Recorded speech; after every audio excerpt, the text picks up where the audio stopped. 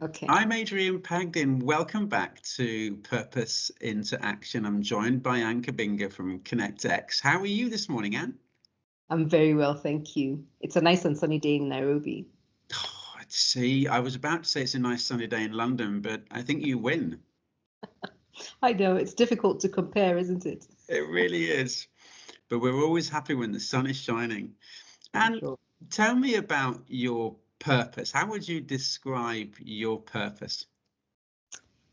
I would describe my purpose as supporting people to live as the best versions of themselves, but to do it intentionally and authentically. And I think authenticity for me is really, really important. I suppose being an African in an African context, needing to be in an environment where I can show up as myself without needing to adopt a different standard is important to me. So that's what I consider my purpose. There's so many words there I want to explore, but let's go back to that purpose journey. I, as a professional, probably had connected as a people professional years ago to what my purpose was. Had no idea how to put it into words. You're really clear on what your purpose is and you're very articulate about it. What was your kind of journey through your career and your personal development to get to the point where you feel so confident in being able to express that? I feel that your purpose is something that comes through collective experiences. I mean, I can articulate it because I've had time to reflect on it over the years, and I don't even think it started in my professional life. I think when I look back, I see my purpose journey as having started when I was much younger, a young girl growing up, going to school, having learning challenges that made me understand that that I understood things differently. And so that particular part of my life becomes a big part of it because it is because of that experience that I had in high school, where my father, who was a really huge influence on my life, he kept telling me that you just need to be yourself. You just need to show up as you are. You don't need to be anything that people expect you to be. So that's when my purpose journey actually started. Starting to then, through work, start to understand what is myself. What does showing up as myself mean? Starting to understand through feedback what the impact of being myself is on people around me, the people I was working with, my boss, my colleagues, my family, my relationships.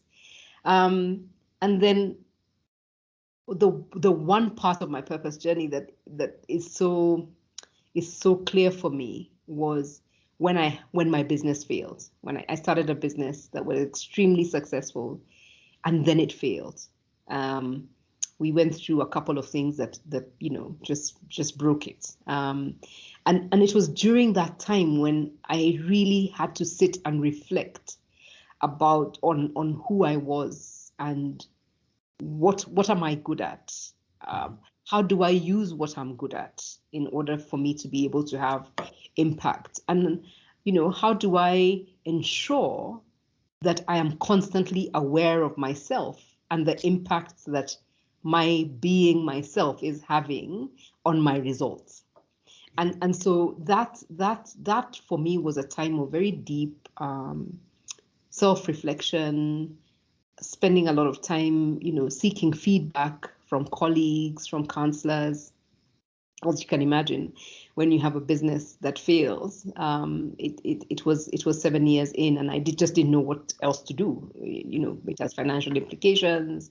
It has implications as the breadwinner for my family. So it had very serious implications on my life moving forward. And it is at that point that I started ConnectX, which is the organization culture and change management consultancy. So I founded it then, and because of that work, that awakening to my purpose has just deepened and deepened over time. So that's what I would say. It's a series of events. It has required me to join the dots and begin to understand, where is it that I had real impact? What did I do with ease? What do people tell me I'm good at?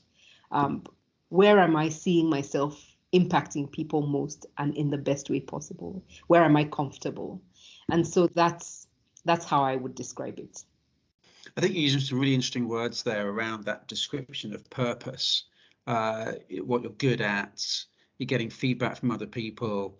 I think that's a real powerful introspective, and also looking back at those real powerful crucible moments in your past. What is your authentic self? How would you describe? You've gone through this amazing journey, and failure is a powerful way to move forward, isn't it, and to learn. What's the authentic Ann?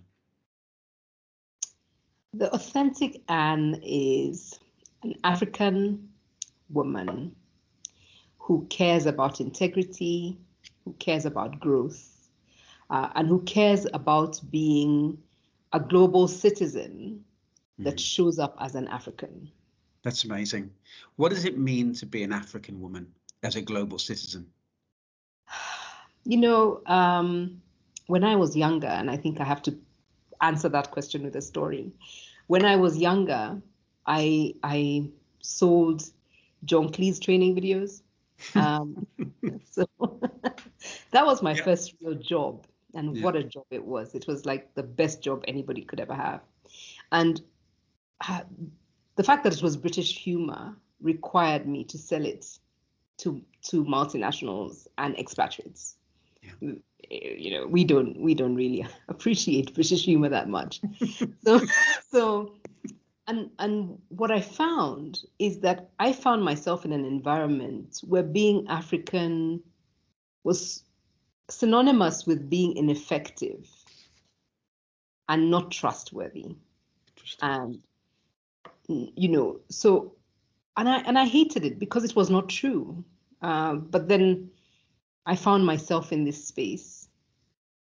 And so being an African who shows up as an African globally, as a global citizen, an African global citizen, for me is about reflecting what true Africanism is about, our sense of community and collaboration, our warmth, our empathy. There's so many things about our culture and when I say our culture, I just mean, what is rooted in on the continent's way of doing things. There's so many positive things that I feel we need to embrace. And I then, once again, in terms of discovering your purpose being about a series of things, I then worked for a guy who wrote a book called The African Way. And basically what he did was explore how you lead an organization in a way that resonates with the cultures of different African people. So his name is Mike Boone, and he wrote this book. And the business that I worked in was run completely on the principles of the African way of doing things, solving problems, the elder networks that we have that we use to solve problems and so on. And so that's what being authentic means to me, to be able to show up as an African without fear of discrimination. And that's why justice has become so important to me. Why is it different to the first business? The learning that you took away, what is it that's now different? I think that what is very different about ConnectX is that ConnectX is about common good. That it's about us being able to serve others, to go into organizations and provide the support that makes them more effective, that makes them a better place to work, that makes that organization work. Yeah. And that organization builds trust with their stakeholders.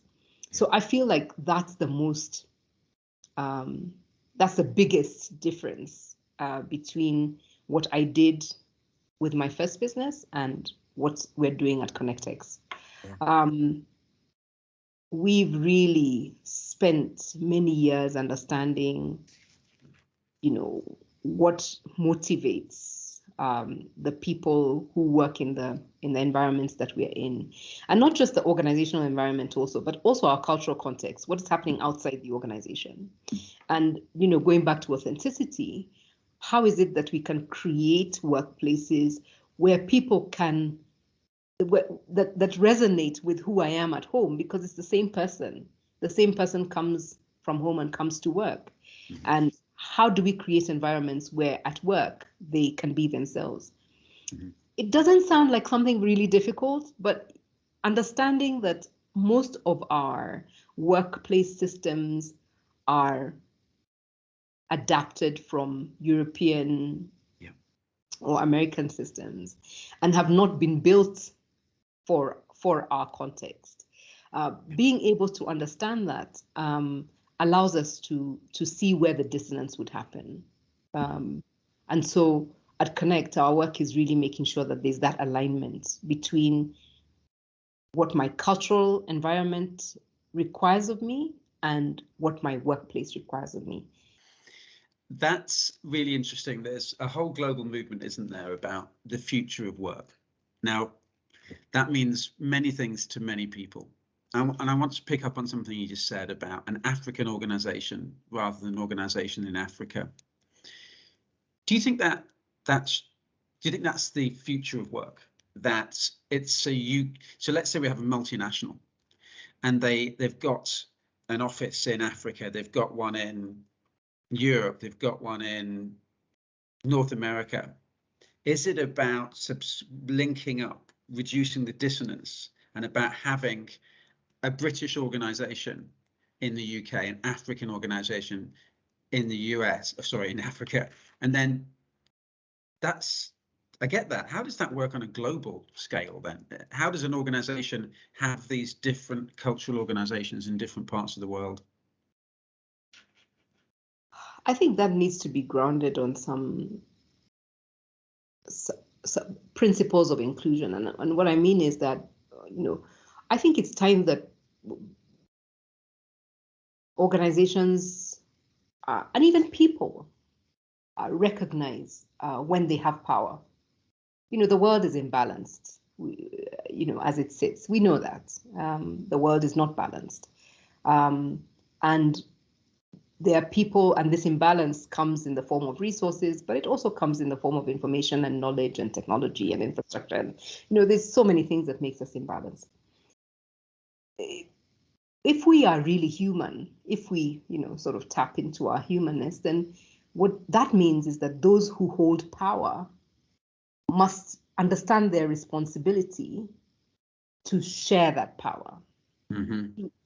To sort of try and balance out it's difficult to say balance out the world, but to share that power and to recognize that they have an obligation to those who have less power, to share information, to share resources, and so on. And that's at an individual level or even at a personal level. If you think about it and think about the people, if we were talking about work and talking about pay, for example, a lot of people are underpaid because they just don't know, what others are paid, So you find yourself in a situation where you have two people in the same role. One negotiated a much higher salary than the other, but the other didn't want to be paid less. They just didn't know what was being offered. Yeah. And the question then becomes, is it the responsibility of that organization to say to this person who asks for less that, what you're asking for is much less than what we have budgeted for this role, and therefore, giving them or sharing that resources. And that's what I mean. It's as simple as that. Mm-hmm. It's about recognizing that being human is about being your brother's keeper. So that's the first principle for me around inclusion. And the second principle is around respecting our experiences.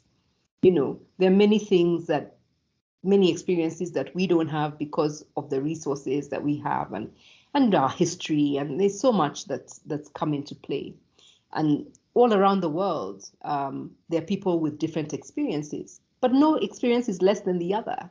Mm-hmm. And so respecting that and respecting the fact that we need to just embrace each other in our diversity of thought, of experience, our demographic diversity, and be able to think about how do we leverage our differences so that we become stronger as one. So those kind of principles for me are what should define the future of work.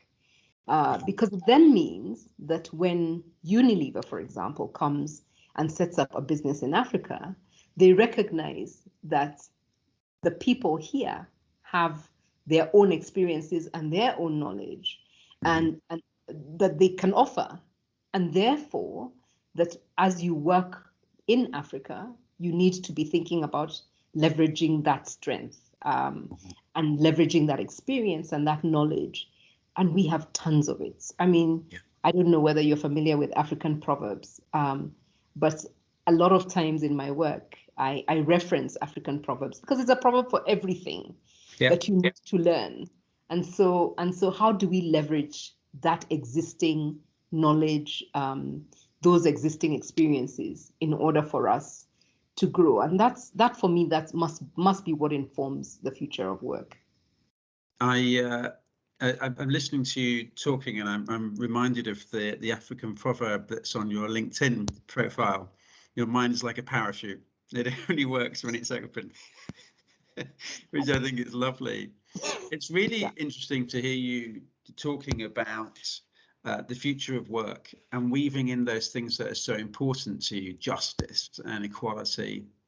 And the Unilever example is, is a really good one of a very global organization. And I have no insight or any judgment there, but I think for large organizations we're maybe finally waking up, maybe as a result of the work like yourself, to the fact that we are not the parent, we are a partner. The whole idea of the parent company is slightly, it's the wrong nomenclature.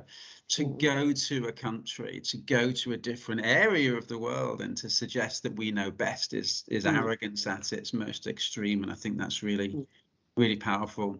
Let me ask you about supporting people to be their best self with authenticity. That's the work that you're doing with ConnectX. Talk me through a little bit about how that works.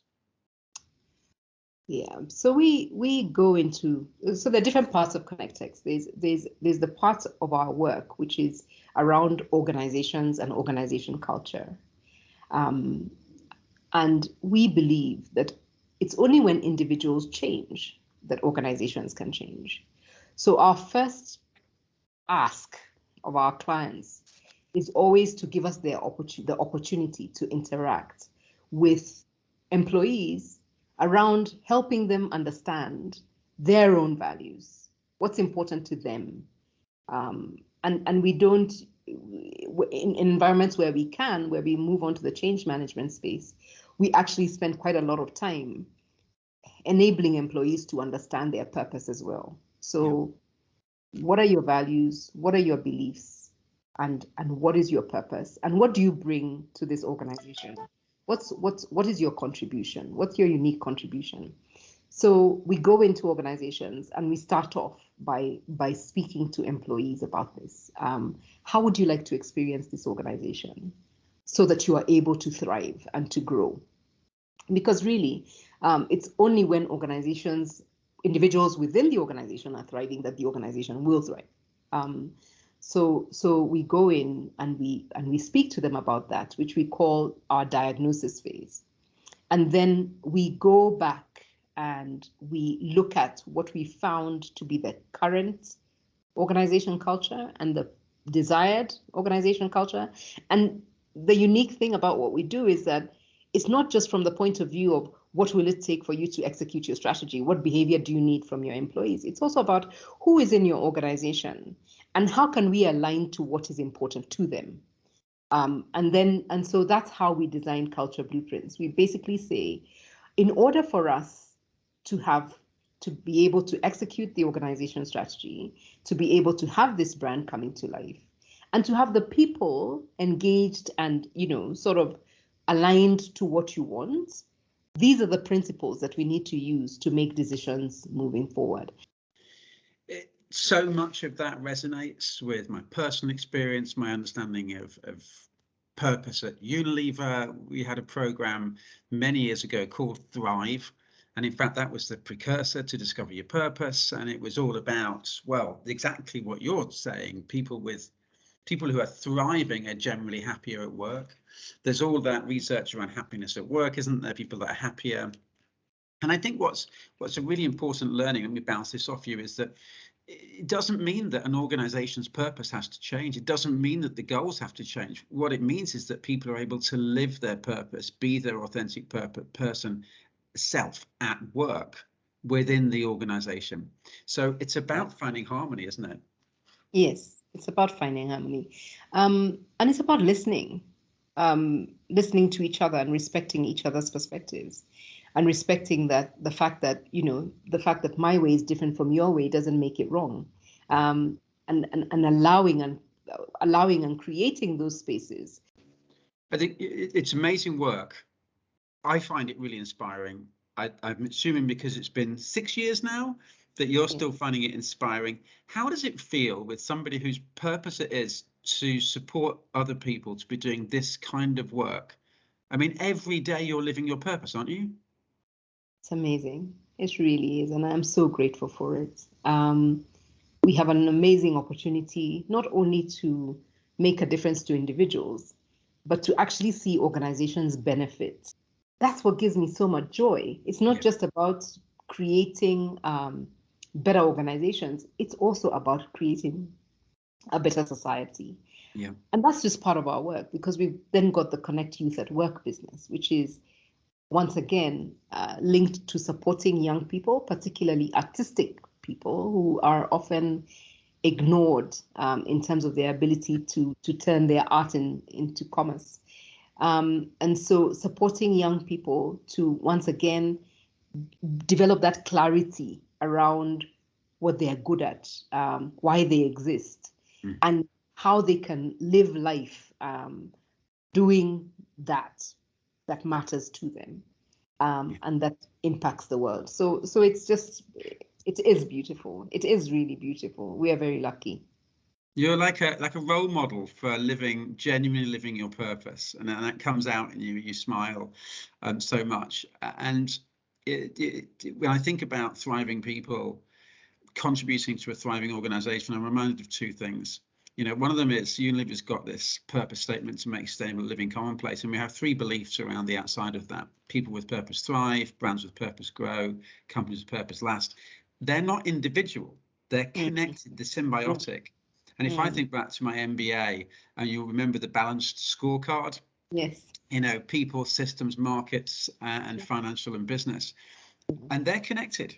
If you've got thriving people, if you have a diverse workforce that are bringing all of that diversity, you have more ideas, you have better systems, you have more challenge, you have a much more invigorated offering to your customers. As Richard Branson once said, I've got 3 sets of stakeholders. I've got my shareholders, I've got my customers, and my staff. And I focus on my staff, because if I've got happy staff, they'll make my customers happy. And if I've got happy customers, I don't need to worry about my shareholders. Yeah. I think that's just a wonderful, no insight on Richard Branson, whether he does that, but it's a nice statement, isn't it? Yeah, it is a nice statement. Let me ask you this. What's next? Or perhaps a different question, you can answer either of them. If you're looking back in 5 years' time, what will you have done that makes you think this has been a great success? So our mantra at work is to be more every day. So basically we go to work and seek to have more impact as partners for the businesses that we work with, as colleagues to each other, as mentors to the young people that we work with, and that's what we seek.